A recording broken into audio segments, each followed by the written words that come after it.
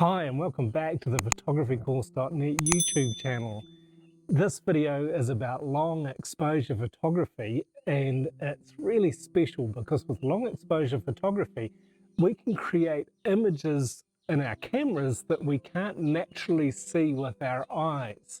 It plays with time and light like our brain can't comprehend, and to me that's really something quite exciting to be able to do with a camera.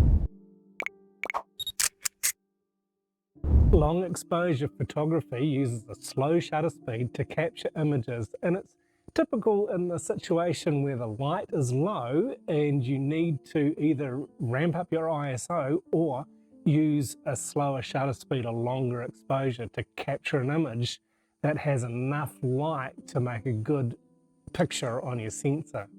The other situation that you might like to experiment with long exposure photography is when you've got some movement in your picture, either a subject moving or your camera is moving. This is known as intentional camera movement, or ICM, in photographer circles. One key piece of equipment that you'll need for long exposure photography, as well as your camera, is a good tripod. You're going to want to mount your camera somewhere that it's not going to move during the exposure unless you want it to. So matching your camera that you use to your tripod is really important. So if you've got a little tripod like this and a big camera like this, they're not a good match. For a bigger camera, you're going to need something like this tripod over here that you can mount your camera on securely and safely, and it's not going to move. A big camera on a small tripod is prone to moving. It's also prone to falling over, and it's just not a good thing to have your camera hit the ground from falling from the top of a tripod if somehow the tripod becomes unbalanced. If you have got a smaller camera, if you're just using a lighter, smaller camera, then a little tripod like this is fine. They're really convenient. But you'll need to make sure that if you're using a bigger, heavier camera with a big lens on it, a heavy lens, you need a tripod that's going to be able to manage the weight, to take the weight and to securely hold your camera so you can enjoy your long exposure photography without your camera moving. A couple of other pieces of equipment that are helpful for long exposure photography are a cable release or a remote app. These allow you to trigger the shutter independently from actually touching your camera. And if you don't have either of these, you can always set the self timer to, I usually set it to about 2 seconds for a long exposure, and this will delay your exposure. You can press the shutter release button and in 2 seconds the camera will fire and take the photo, and you can take your hands off the camera.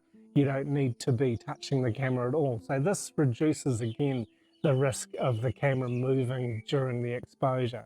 And if you want to experiment with long exposures during the daytime when there's a lot of light, you're going to need something to reduce the amount of light coming into the lens. When you're already using your lowest ISO setting and your narrowest aperture setting, you might not be able to get a shutter speed slow enough for your liking. This is when using a neutral density filter on the front of your lens can help by reducing the amount of light that's coming in. This can allow you then to use slower shutter speeds.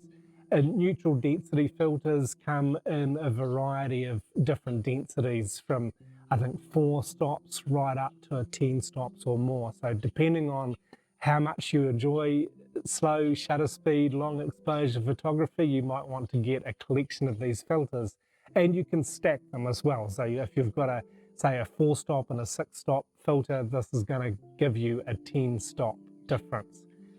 If you don't have a neutral density filter and you've got a polarizing filter, you can also use this to help reduce the amount of light coming into the lens. A polarizer can reduce the amount of light coming into your camera by about 2 stops, so this is quite handy. And at times I've even used a polarizing filter along with an ND filter just to reduce the amount of light a little bit more. So the key thing in setting your long exposure is your shutter speed. So you want to be in control of your shutter speed, having your camera either set in manual exposure mode or in shutter priority mode.